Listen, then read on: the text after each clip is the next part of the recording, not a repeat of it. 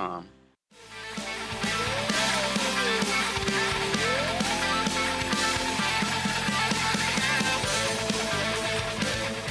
Well, welcome back to BVarsity Live. We still have Mark Tennis, Cal High sports editor, on Cal High Sports, editor, still on.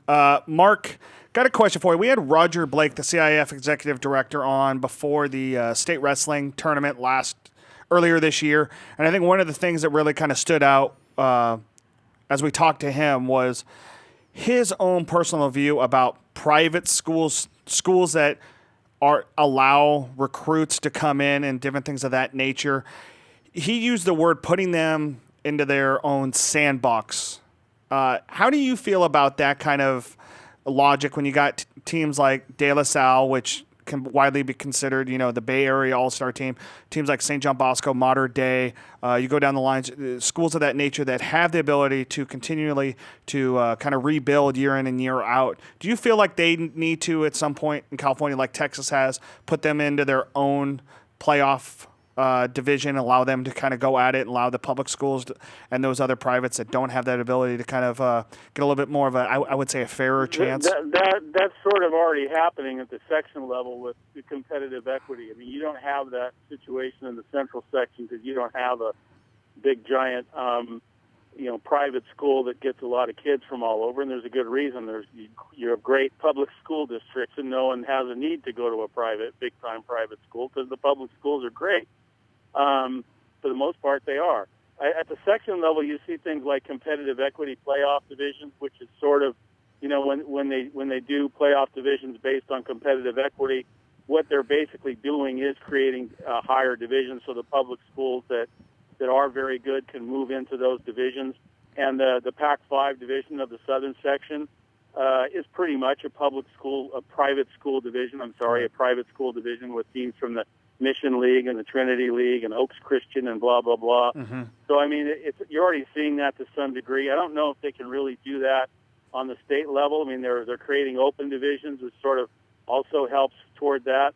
But as far as being completely separate, no, I don't think that really solves anything, having separate private divisions and public divisions. There's only a handful of states that do that. I think Tennessee does it. New Jersey does it. And they're just not very, I don't think we need to go to that degree in California. But I that's kind of what he's talking about, I believe. And I look at it pragmatically. I have a hard time sometimes getting like rah-rah behind, De La Salle and I appreciate what they've done and stuff. And, I always think about Sarah when they come to the state track meet and they've got, 10 guys who can run the 100 meters in, under 11 seconds. But, I also reminded, too, that John Muir had the same thing in the 90s, and so did Hawthorne. I mean, obviously they can bring in kids from other places, and it's like a lot of people, I've heard this mentioned before here, and I've kind of reminded people, like Corona Centennial, they're in a district that it's got 3 or 4 gigantic high schools in it as well, including Norco, which has been a football power.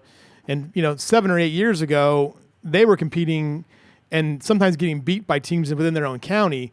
With the job that Matt Logan's done down there is he's kind of elevated that program so guys kind of just show up there, and what are they going to do, turn them away? So it's an interesting dynamic. Exactly. Down there. Public schools can compete with the privates. Like you say Sarah has 10 guys that run 10. Most years it's a Long Beach Poly that has 10 guys that run that fast. And Long Beach Poly is a public school.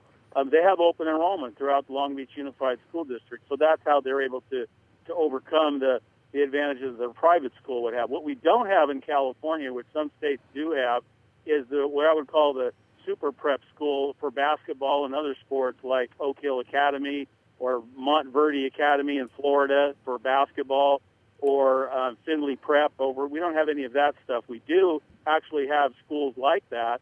Napa, there's a prolific prep in Napa.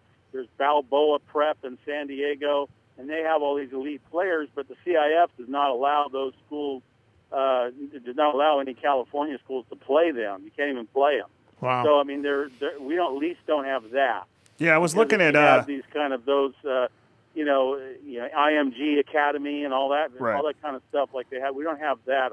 Yeah, I was looking at your basketball. 2017, 2018 classes in that school out of Nampa, Prolific Prep, man, Ronnie Flores, he really had a bunch of those guys on there. And it's like, at that point at the high school level, it's like, don't you want, I mean, are those kids that basically just don't care about playing high school, that just want to gear themselves up for college?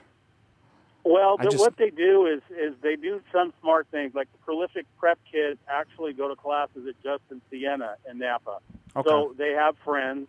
They can go to football games. They can get some semblance of regular high school experience. They just don't, have their own high school basketball team to win a state title. They just go compete at a different level. Just go play at Siena and win a state title. I don't get it. Well, their motivations are beyond 1 year of high school basketball. Their motivations are 1 year of college, one and done, and then NBA. So I mean that to them is what they're thinking about, and whether this is the best way for them to do it, that's debatable. But they are going to be surrounded by other top teams are going to play, other prep schools, and frankly, a lot of the CIF people, a lot of people in high school administration are glad to see those kind of guys go to somewhere else, because that is a separate sandbox completely. Mark, what is the overall state of high school sports? I mean, I've heard some discussion that it's kind of in danger because of the perpetual issue with funding, the safety issues, liability issues, the competition from the club sports. I mean, if you look at sports like soccer and girls volleyball, I mean, really that's where the recruiting takes place. Swimming a lot too. Yeah, what is the state of the sport of the entire sports landscape? I think it's somewhat healthy. I think it's I think you see expansions of things like the state playoffs in different sports. I think are healthy, are good signs. There are a lot of sports, like you say, that are club sports in nature. Softball is one of them as well. Volleyball, and sports like tennis are almost completely club level, where what they do in high school just doesn't matter at all. Mm-hmm. But I don't know if that's really going that direction, and it's going that direction for the elite basketball players to not play high school basketball as much or place as much emphasis on it. But those are the kind of guys who are top 10 seniors or juniors in the country. They're not the guys who are going to play 2-3 years of college, which is the vast majority of players. So I don't think it's going the club level. I don't know what other sports. Football, I don't know if that's really going to ever be a club sport. And I don't know if basketball is completely going to be a club sport either. I mean, the club part of it is going to be important at all of them. But what these kids realize, and what we tell people, is when you're on a club team, nobody really can relate to what you're doing. But when you're from a high school team, everybody in that town knows who you are and where you're from. And when you go to a college, it's going to say what high school you're from. Where you went, where you played club, no one really cares. Right. I think the interesting thing about high school is always more important. The thing about football is that it helps the taxpayers pay a lot of the huge costs associated with it. Honestly, that's the only reason why California community colleges survive, is that it's part of the ADA it's classroom stuff, and so that's what funds community colleges and football is such a capital heavy sport, as far as the equipment and everything goes. You really can't do it without a public institution behind it. Right. Yeah, you're right. Hey, Mark, one last thing before you let you go. We got a coach here that's on that cusp of a milestone mark, and Steve Denman up at Tehachapi. We've done some research. He's actually 292 career wins. Obviously, 8 more wins this season might be a little bit of a stretch for the Warriors. But going forward, now in his 34th year, I think you have him as he would be the 8th coach in California state history to reach 300 wins. Just as a state kind of overall level, how big of a milestone really is that for Denman, and how big is that? First of all, there's nobody really in front of him that's going to get to 300 before him, or no one behind him close by really either.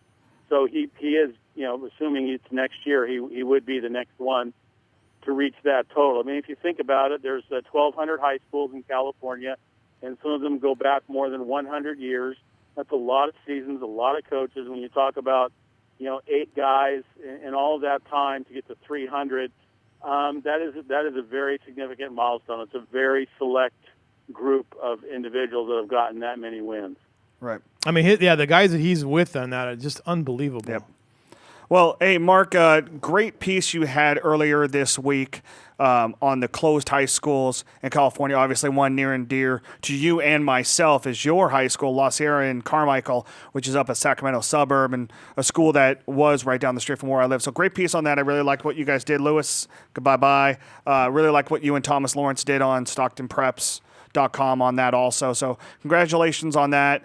And then Mark, obviously, thank you for spending 2 segments with us. And we'll definitely be talking to you down the road as we get deeper and deeper into this football season, moving into basketball also. Very good. Sounds good, Trevor. Thank you, too. All right, Mark, thanks a lot. And I'll be right back, ladies and gentlemen, with mine and Zach Ewing's predictions of Friday Night Football. So come right back.